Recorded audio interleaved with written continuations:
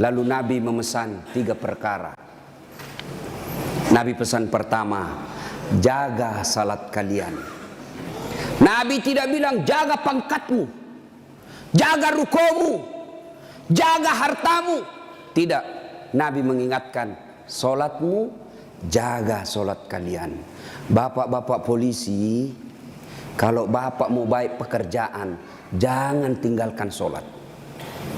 Kecil itu bos jadi kapolsek, kecil. Nah datik nih puangnya, jadi kok.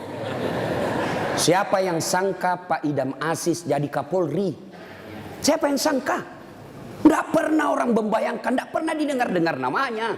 Tiba-tiba jadi, kalau Allah mau. Kecil buat Allah jadikan kalian Kapolres, kecil. Kecil kalian kalau mau jadi kasat narkoba. Ini semua senang kasat narkoba. Kenapa? Tempat basah.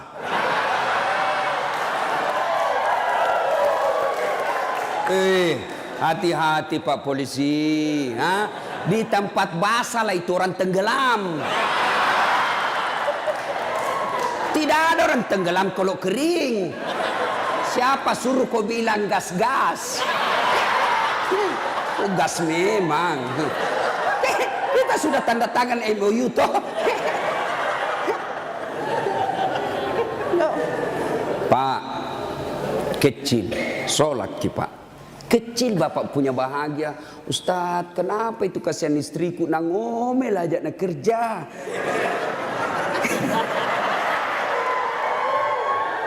Ini juga ibu-ibu ini. Kalian istri-istri polisi, muliakan itu suami. Kita kira itu gampang jadi polisi, Bu. Saya saja bukan polisi, saya bayangkan itu susahnya jadi polisi. Masalahnya orang datang ke mana? Sentuh, kemana kamu? Kok nanti coba bayangkan. Kita mau baik-baik, datang lagi sepupu tak menangis di depan tak. Nah telepon tong maki om tak. Iko tomik tu, kau Tommy diharap. Kaulah satu-satunya keluarga di polisi. Apa kek kau bantukan itu kemanakanmu? Coba bayangkan. Nggak gampang itu.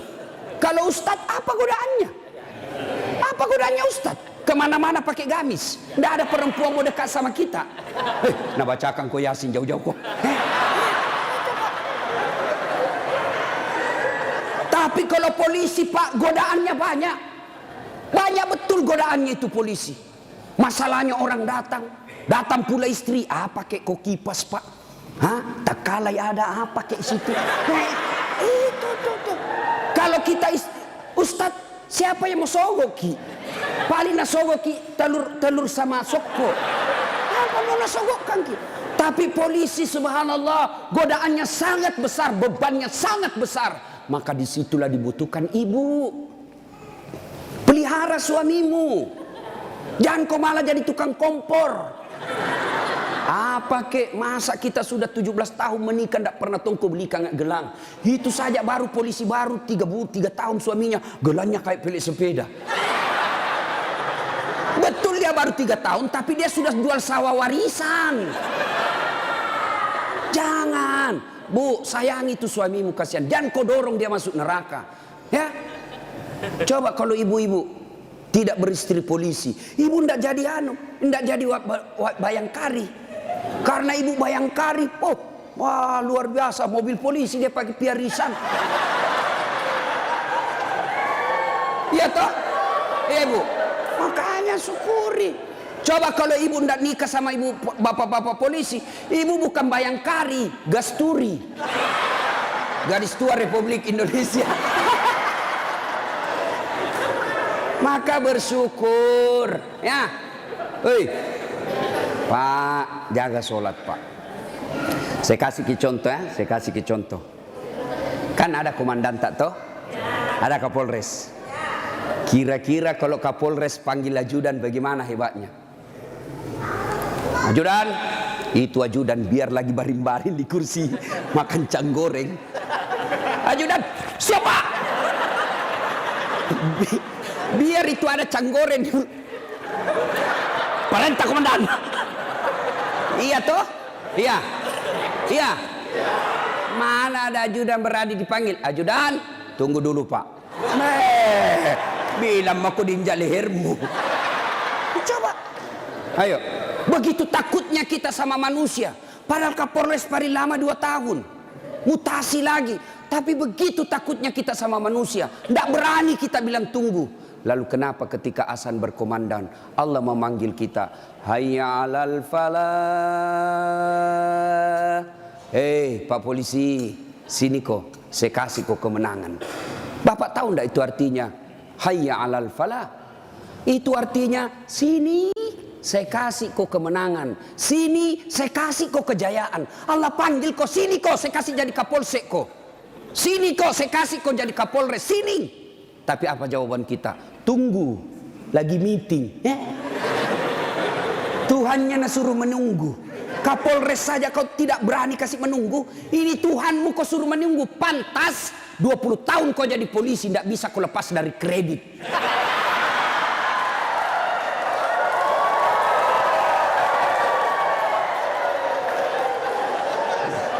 Gas memang.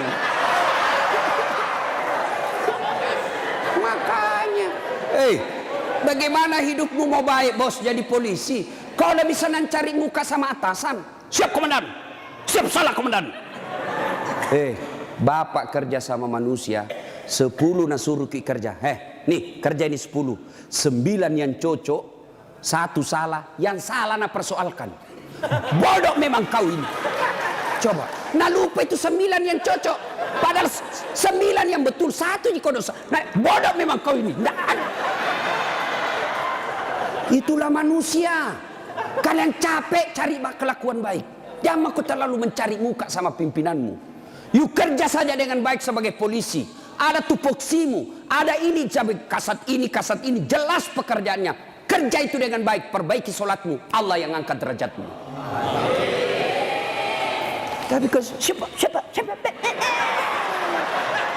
Nah bilang ada di Jakarta, cemen lu men. Ayo, serius Pak. Baiki saja sholat. Kecil Pak. Bapak kan punya jalan jadi Kapolsek. Bapak punya jalan untuk jadi Kapolres. Kenapa? Bapak polisi, memang ada jalannya. Yang tidak bisa ada jalannya, saya jadi Kapolres. Tidak ada itu. Tidak ada jalannya itu bos. Ayo, yang tidak ada saja jalannya Allah kasih. Saya ulang, yang tidak ada saja jalannya Allah kasih. Apalagi memang ada jalannya. Apa maksudnya? Pak, bisa ndak perempuan hamil tidak pernah disentuh laki-laki? Itu ndak ada jalannya menurut ilmu kedokteran. Ndak mungkin. Tapi kalau Allah yang mau jadi Siti Maryam, wanita suci, tidak pernah disentuh laki-laki, hamil melahirkan Isa alaihi salam. Tuh Siti Maryam. Cuma sekarang banyak tahu perempuan mau ingin Siti Maryam. Hamil tidak ada suaminya. Usut punya usut, ternyata selingkuh sama polisi.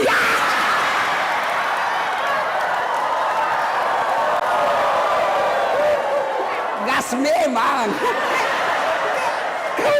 Kau bilang gas. Coba, makanya ku gas. Kasihan ini perempuan kau kasih begitu. Dia mau melapor ke polsek, temanmu itu datang pati melapor.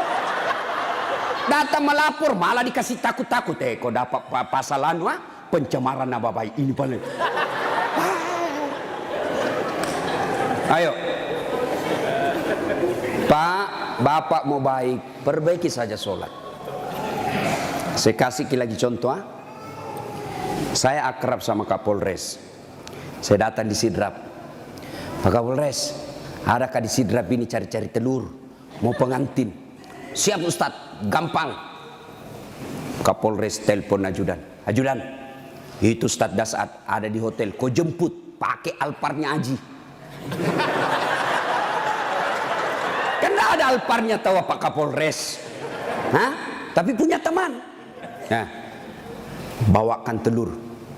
Selesai masalahku soal telur. Kenapa? Saya akrab sama komandan. Sebaliknya ada orang dari Makassar, tidak pernah ketemu Kapolres, tidak pernah kenalan, tidak pernah didengar namanya. Assalamualaikum Kapolres. Saya ada di Sidrap ini, saya cari-cari telur, pinjam dulu mobil tak Pak.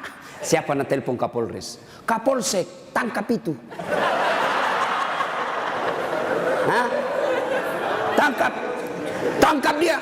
Tidak pernah kenal, penipu pasti itu, penipu, tangkap. Begitu juga Bapak.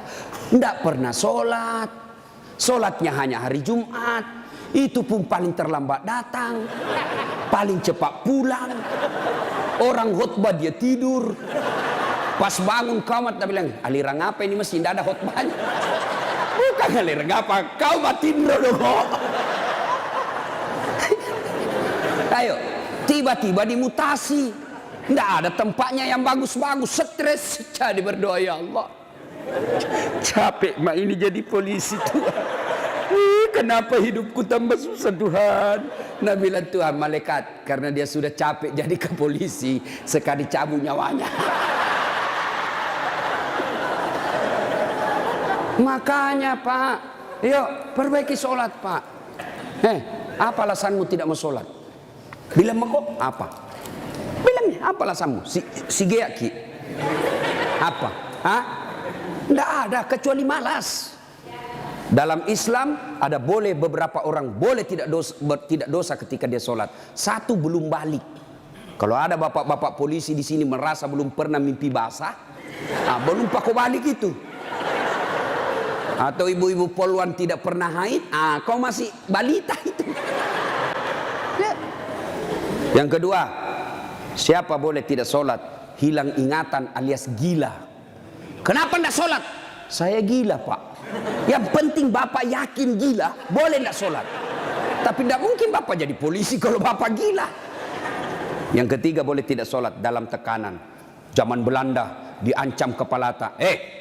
Jangan sholat. Kalau kau sholat saya kasih pecah kepalamu. Boleh tidak sholat orang begitu. Lain itu apa Pak? Bapak ngandangani unjuk rasa. Boleh Bapak sip-sipan sholat. Tidak bisa tinggalkan tempat. Sholat khauf namanya. Sholat dalam keadaan perang.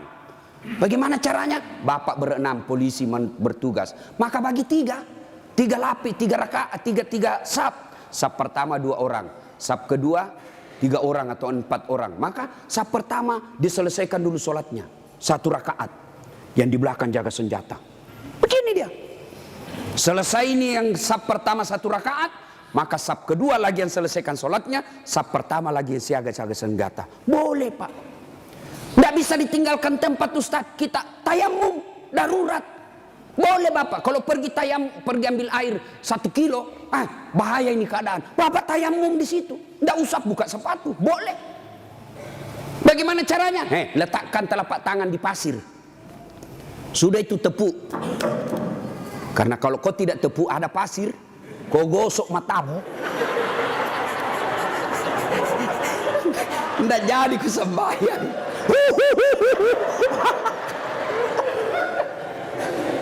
Itu gunanya. Selesai. Agapi. Tidak ada alasan. Maka Bapak sholat. Maulid kali ini, yang tadinya masih malas sholat, perbaiki sholat Pak. Kecil buat Bapak, Allah kasih kita. Kecil Pak. Kecil sekali. Ini perkara dunia. Allah cukup mengucapkan kun. Itu saja itu disebut kun fayakun. Jadi. Nagati lipuangnya. Jadi. Coba.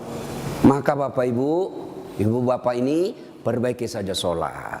Bapak-bapak punya anak, tidak perlu di sekolah jauh-jauh ke luar negeri. Kontrol saja sholatnya. Baik sholatnya, insya Allah anakmu akan bahagia. Satu. 2. Kata Nabi, jaga perempuan di antara kalian. Nabi lagi tidak bilang jaga tetanggamu. Ini bapak-bapak juga banyak. Kalau sama tetangganya sopan. Assalamualaikum Ibu.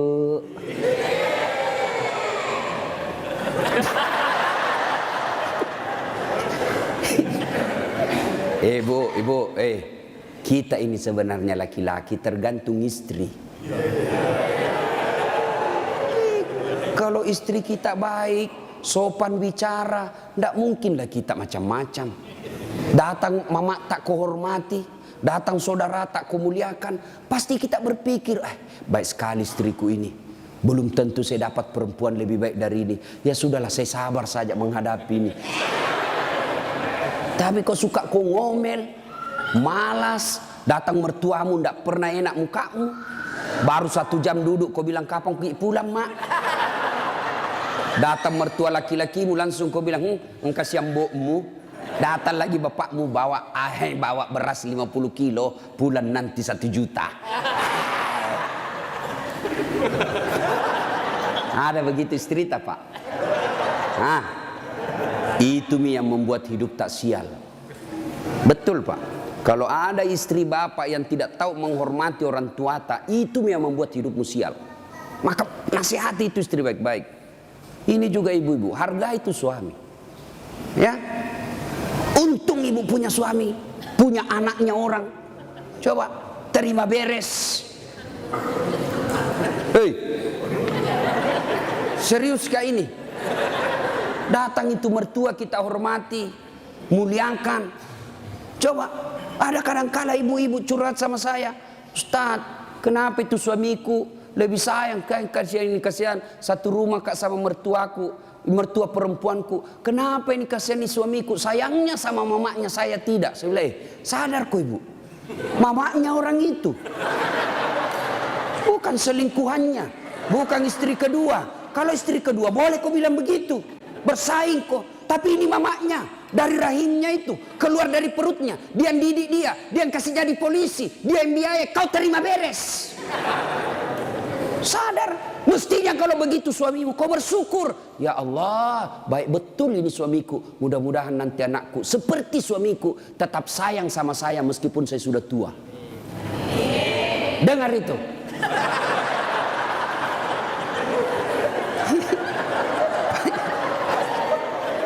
Nonton kita ini pun. Hei. Coba lihat kasih yang ini polisi. Di jalan ngirup udara kotor. Jalan baik-baik dicurigai lagi. Polisi. Pada orang baik datang cari perampok. Coba di kantor kalian dimarah-marahi sa komandannya. Siap salah komandan, ditembak di pantatnya. Siap salah komandan, siap salah. Sampai lagi di rumah kau maki-maki lagi. Bodoh memang tahu kenapa kau tidak lawan. Apa mau dilawan? Nah dia Kapolres.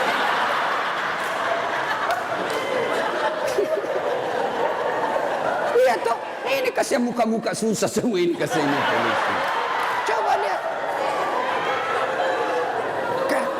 Enak tong itu kalau pulang suamimu kau sayang-sayangi, kau masakan kesenangannya. Tidak bisa tiap bulan, sekali seminggu lah. Ya. Paling tidak ketika kau terima gajinya, kau telepon itu suamimu. Pak, jangkit makan di luar. Hari ini saya masak kesenangan tak untuk kita pak. Tanam maki, spesial hari ini. Salam sayang selalu dari istrimu di rumah.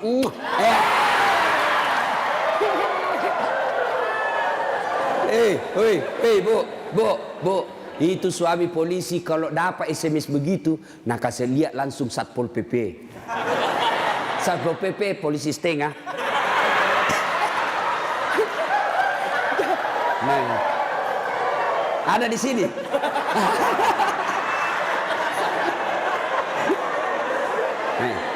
Apa nak bilang? Nak bilang itu polisi. Lihat kau ini istriku bos. Betul dia lebih tua dari saya. Betul dia tidak cantik. Dia orang kampung. Tapi kau lihat bos.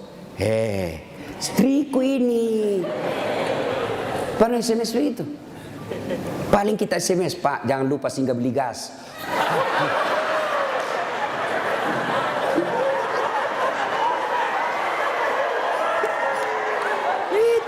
Itulah susahnya jadi suami. Tapi bapak juga kalau disuruh singgah beli gas, jangan sok-sok gengsi. Jangan gengsi. Kan biasa kita laki-laki, saya polisi, saya ajun komisaris, saya ini pangkat tinggi, masa beli gas? Kenapa nih? Ayo, Pak, kecil itu. Coba, untung bukan kita yang hamil. Mau kita tukar? Kita yang hamil, istri tak beli kompor gas. Mau kita tukar kira-kira itu. Repotnya itu perempuan hamil, jalan saja setengah mati, 9 bulan itu kasihan. Melok ni masuk. Coba itu perempuan kalau hamil, duduk aja setengah mati, harus pakai standar samping. Lama itu, mapangujud tuh kasih kalau melek tudang. Coba kalau bapak, langsung saja begini, selesai. Maka ketika yang begitu, bapak ikhlas saja, itulah pengabdian kita kepada istri. Ya, tenang. Itu Nabi Pak 11 istrinya. Tapi tidak pernah ada istrinya mengatakan menyesal saya nikah sama kau Muhammad. Bapak satu menderita lahir batin. Itu Nabi Pak, Nabi kalau minum sama istrinya, dia kasih begini, minum, kasih lagi istrinya, satu teguk, kasih lagi istrinya. Begitu romantisnya Nabi. Dan hebatnya itu, kalau Aisyah minum di sini bibirnya, itu cari Nabi. Coba Pak Kasat begitu. Minum bekas bibirnya istri. Bau mulutmu.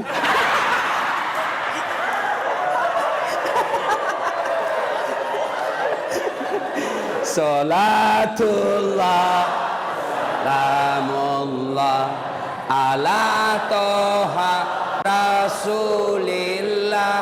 Salatullah Salamullah ala Yasin. Satu, jaga solatmu. Dua, jaga perempuan di antara kalian. Maka bapak-bapak polisi jaga istri. Itu kewajiban bapak. Kewajiban bapak. Biar bapak hitam jidat gara solat, Senin Kamis puasa, tahajud tiap hari, tadarus tiap maghrib. Tapi istri tidak pakai jilbab, istri tidak solat, istri tidak puasa Ramadan. Maka bapak dulu yang masuk neraka. Ku ampusakum wa akhlikum nar. Itu makanya bapak didik istri. Bagaimana cara didik istri? Karena kita tidak punya waktu yang banyak. Lebih banyak di jalan, kasihan. Bagaimana cara didik istri? Arahkan dia pergi majelis. Itu ada pengajian dek, kau pergi di sana. Bagaimana lagi caranya? Paling gampang, bapak tidur peluk-peluk dia. Baru putarkan ceramahnya Dasat Latif. Judulnya apa? Kewajiban istri kepada suami. Sayang ke nonton kita. Langsung enak bapak. Karena kalau bapak nasihati istri tidak masuk di akalnya. Tidak masuk. Iya kan? Karena bapak lebih sering tipu istri daripada. Bagaimana dia percaya? Kita juga ibu bagaimana tidak ditipu Ki. Karena suka Ki marah-marah. Jujur Ki. Marah kok ya lebih baik dibohongi kok supaya senang perasaanmu. Kenapa kau bohong? Selama ini kau bohong. Ku sayang kau, tidak mau kau luka perasaan. Maka ku bohongi kau. Sekarang kau tahu ya itu takdir burukmu. Kan kita terpojok Ki jadi bohong Maki. Sama saya ada temanku SD. Masih selalu kena telepon sampai sekarang. Cinta-cinta monyet dulu di kampung. Setelah saya lihat banyak viral. Tambah populer Ki Ladase. Itu di Makassar gitu nama aku Dasat Latif. Kalau di kampung Ladase.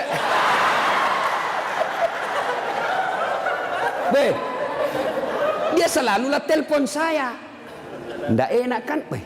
Nah tahu istriku, bagi perasaannya istri saya hormati sekali istri saya. Saya terima. Nggak enak. Saya blokir. Nah bilang Kak nanti sombong. Terpaksa ku tulis di situ HP-ku namanya penjual batu bata. Jangan kau shooting ibu, nanti sampai sama istriku. Bunyi itu telepon. Nah lihat istriku, Ustaz, ada panggilan tak? Dari siapa sayang? Penjual batu bata. Wah.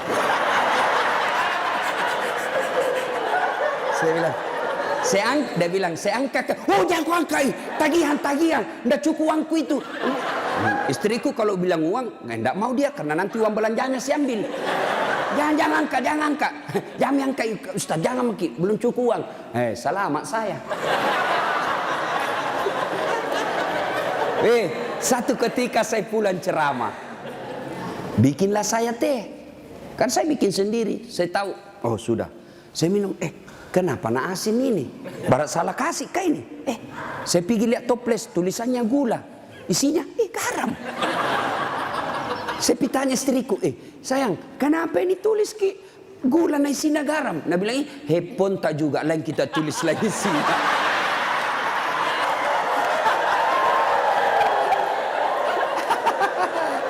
Ibu, sudah tahu rumusnya toh?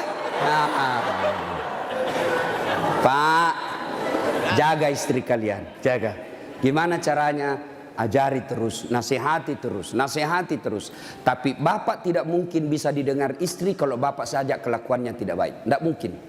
Maka untuk menjadi baik kepada istri, bapak dulu yang harus bagus. Bapak dulu yang kasih contoh sholat 5 waktu. Kalau perlu bangun subuh-subuh sama-sama. Sayangku, yuk peluk dengan baik, cium pipi. Nah bilang apa aja dia mau dicium stas nangoro mak bau tong bebenya stas. Pak, kalau perlu bapak angkat itu istri. Salat subuh sayang, bareng-bareng, salat jamaah. Meskipun bapak pangkat paling rendah di Polres, tapi ibu bapak lakukan itu mulia di hadapan Allah. Angkat istri, ayo sayangku, salat bareng-bareng, berjamaah, bapak imam, istri makmum. Jangan baca yang susah-susah, yang pendek-pendek saja. Ya? Karena yang susah-susah nanti tidak mau sampai. Nak baca Al-Kafirun. Wala antum abiduna ma abun, wala ana abidum ma abattum, wala antum abid. Mulai curiga istrinya. Wala antum abidu, wala ana abidum. Pas selesai sholat, ibu juga kalau selesai sholat kasih semangat suami. Sabar ki pak, memang begitu kalau baru pertama orang sholat. Insya Allah ke depan tidak. Jangan malah dimaki-maki. Bodoh memang kau ini polisi dongo. Apa kau tahu kau bilang? Nah bilang suami tak jamin lagi sembahyang deh. Bu, pulang suami tak ibu. Kita tahu sudah mau masuk maghrib. Datang suami tak sudah sediakan sarungnya. Sediakan kopiahnya, sediakan bajunya untuk sholat, baju koko. Begitu datang, Deng, mandi ki, ini kita pakai sholat maghrib. Ayo kita pergi sama-sama di masjid. Nyaman ibu, suami istri jadi polisi, dapat gaji tiap bulan. Kalau begini kita lakukan, bahagia hidup tak. Meskipun kita tak putar-putar saja di sidrap. Enak pak. Ini istri suka ngomel, suami tukang tipu, kredit tidak pernah berhenti. Kapan enak hidupmu? Ayo, maka perbaiki ini, saling menjaga. Suami nasihati istri, istri ingatkan suami. Itu rumah tangga yang bahagia.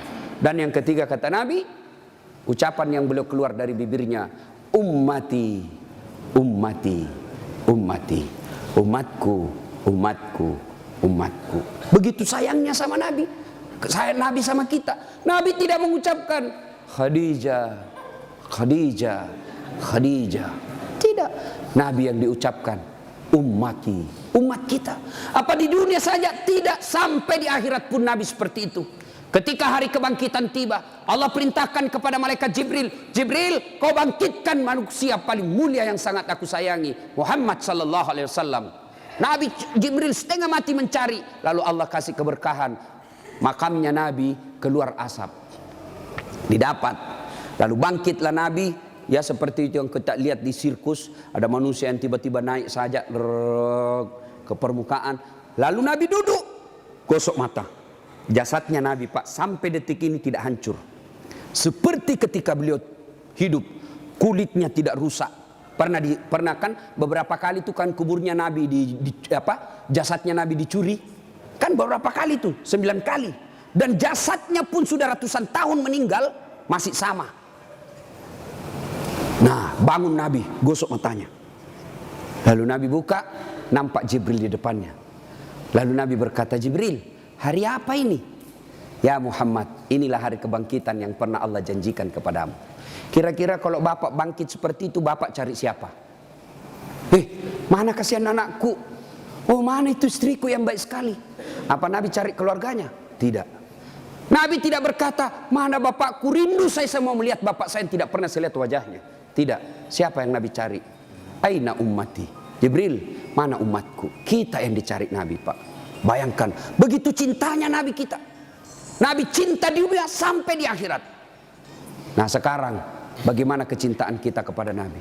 Kalau sahabat luar biasa cintanya kepada Nabi. Nabi sakit ujung akhir hidup beliau. Nabi datang ke masjid sholat subuh. Selesai sholat subuh, Nabi lalu naik pidato. Saudara-saudara sekalian, kita sudah bertahun-tahun membela agama Allah, hidup bareng bersama. Tentu ada yang pernah saya sakiti, baik yang sengaja maupun yang saya tidak sengaja. Kalau ada yang pernah saya sakiti dan saya tidak tahu, tolong balas hari ini. Daripada nanti di akhirat kau membalas, sakitnya berlipat-lipat. Sekarang saya minta balas sebelum saya meninggal. Suasana hening. Abu Bakar paling duluan menangis. Tanda-tanda Nabi sebentar lagi meninggalkan kita ini. Suasana hening. Tiba-tiba dari belakang ada sahabat Nabi namanya Ukasya. Hitam tinggi besar berdiri. Ya Rasulullah, saya pernah Anda sakiti. Wih, semua orang balik. Wih, kurang ajarnya ini Ukasya. Kapan? Waktu itu perang ya Rasul. Saya berada di sampingmu. Rasulullah mengendarakan onta. Onta Rasulullah. Rasulullah menyambut ontanya. Saya di samping, bukan onta yang kena, tapi saya yang kena. Saya mau membalas ya Rasul. Semua kurang ajar. Nabi lagi sakit mau membalas. Umar berdiri. Ukasya, kalau gatal tanganmu ingin mencambuk, saya kau cambuk sampai mati. Jangan Rasulullah. Kata Nabi, Umar, saya paham maksud baikmu, tapi dosa tidak boleh diwakili. Dosanya Kapolres tidak bisa diwakili Kasat Lantas. Tidak boleh. Mentang-mentang kita komandan ambil dosa aku tidak bisa. Sudah. Bangkit lagi Abu Bakar. Ukasya, sayalah sahabat Nabi paling dekat. Saya selalu bersama beliau. Kalau kau mau cambuk, saya kau cambuk. Sama kau sakiti Rasulullah. Nabi bilang, Abu Bakar, dosa tidak bisa diwakili. Kau duduk. Makin dekat Ukasya. Ditahan sama cucu beliau, Hasan Husain. Ukasya, pamanku. Amure, jangan kasihan kakekku. Lagi sakit. Saya kau cambuk kalau mau. Sama Rasulullah, saya kau cambuk. Nabi berkata, cucuku, saya paham maksud baikmu, tapi dosa tidak bila diwakilkan. Nak, duduk dekat Ukasya. Ya Rasulullah, waktu Anda cambuk saya tidak pakai baju. Supaya adil, buka bajumu. Semua orang tambah kurang ngajar ini Ukasya. Di depan Nabi satu-satunya pertama kali disuruh buka baju. Nabi buka bajunya. Begitu Nabi buka baju, subhanallah, terjadi keajaiban. Apa? Tercium bau harum. Bahkan ada sahabat Nabi, Nabi lagi tidur berkeringat. Dia ambil keringatnya Rasulullah satu tetes, dan itu dia bilang, saya tidak pernah mencium seharum baunya Rasulullah keringatnya. Coba, ada kira-kira di sini keringatnya harum? Ada. Kira-kira kalau saya buka baju di sini, bukan bau harum, bau sakulu. Itulah Rasulullah. Lalu apa kata Rasulullah? Ya, baik, saya buka. Kata Nabi, cepat kau Ukasya, jangan kau buat saya lama tidak pakai baju, nanti Allah menghukummu. Maju Ukasya, dia buang cambuknya. Lalu dia peluk badan Nabi, dia cium badan Nabi dadanya. Lalu sambil menangis, ya Rasulullah, maafkan saya. Apa maksudmu Ukasya? Tadi kau mencambuk saya, sekarang kau menangis memelukku. Kata Ukasya, ya Rasulullah, itu tadi cerita saya cuma karang. Itu cari cerita saya cuma buat-buat. Kenapa? Saya tahu sebentar lagi Rasulullah meninggalkan kami. Ingin rasanya kulitku yang hina ini bersentuhan dengan kulitmu ya Rasulullah. Karena saya tahu tidak mungkin saya bisa lagi menyentuhnya tanpa saya akali seperti ini. Ya Rasulullah, mau sekali nih kulitku yang hina menyentuh kulitmu yang mulia. Pun kalau saya nanti masuk surga belum tentu sama kita punya kelas. Saya ingin menyentuhmu ya Rasulullah. Saya ingin merapatkan badanku dengan kulitmu yang mulia ini ya Rasulullah. Nabi lalu meneteskan air mata dan berkata, saudara-saudara sekalian, kalau kalian mau tahu temanku di akhirat kelak, inilah karena cintanya kepada Rasulullah Muhammad sallallahu alaihi wasallam. Rasulullah luar biasa cintanya kepada kita. Lalu kalau Bapak cinta kepada Rasulullah, muliakan Rasulullah dengan cara apa? Pelihara warisannya. Apa warisan Nabi? Bukan istana. Apa warisan Nabi? Al-ulama'u warisatul anbiya. Muliakan ulama. Bapak-bapak polisi, gunakan kekuasaanmu untuk melindungi pewaris para nabi. Bukan pewaris pejabat. Lindungi pewaris para nabi. Supaya kalian nanti di akhirat ada yang bernyamamu, melindungimu ketika pada saat itu tidak ada lagi perlindungan. Rasulullah pewarisnya bukan gubernur. Rasulullah pewarisnya bukan presiden. Rasulullah pewarisnya bukan Kapolri, tapi pewarisnya Nabi adalah ulama. Muliakan ulama karena sama saja kalian memuliakan Rasulullah. Tidak usah kau muliakan Dasat Latif, tidak usah kau muliakan kiainya, tapi muliakan ilmu yang beria. Kalian tahu halal haram bukan dari Kapolres. Kalian tahu halal haram, rukun-rukun iman, rukun-rukun haji bukan dari Kapolri, bukan dari sekda, bukan dari bupati, tapi kalian mengetahuinya dari ilmu-ilmu para ulama. Ini saja tausiah kita, mudah-mudahan ada manfaat. Saya ingin berlama-lama, tapi saya harus ada di Makassar pukul 11 karena saya harus perjalanan lanjut ke Kolaka. Terima kasih Pak Kapolres. Saya doakan Bapak beserta istri sehat walafiat, diberikan kemampuan dan kesanggupan untuk menjaga wilayah hukum Sidrap dan sekitarnya. Bapak-bapak polisi, saya berdoa semoga Bapak sekalian selalu dititipkan iman dalam hati, sehingga Bapak betul-betul menjadi pengayom, pelindung, dan pelayan masyarakat. Insya Allah, luar biasa pekerjaan Bapak. Kalau Bapak melaksanakannya dengan baik, Bapak ini bertugas sebagai Umar bin Khattab, menegakkan hukum. Luar biasa. Kalau saya paling hanya bisa menganjurkan di mimbar, tapi kalau Bapak polisi mampu mengamalkan langsung. Saya jangan minum khamar, jangan narkoba. Nah, dengar anak muda, tapi kalau Bapak bilang jangan narkoba, langsung ditangkap masuk penjara. Bapak lebih hebat dalam dakwah daripada ustadz. Kalau ustadz di mimbar teriak-teriak, jangan minum khamar. Kita lihat peminum khamar, paling dibilang, dede, mabuk sirron anak muda. Tapi kalau Bapak polisi dapat langsung bisa disegel, borgol, bawa ke penjara. Nah, ibu bapak, saudara-saudara sekalian, mudah-mudahan ada manfaat. Lebih dan kurangnya mohon dimaafkan. Sebelum kita akhiri, mari kita berdoa kepada Allah Subhanahu wa taala.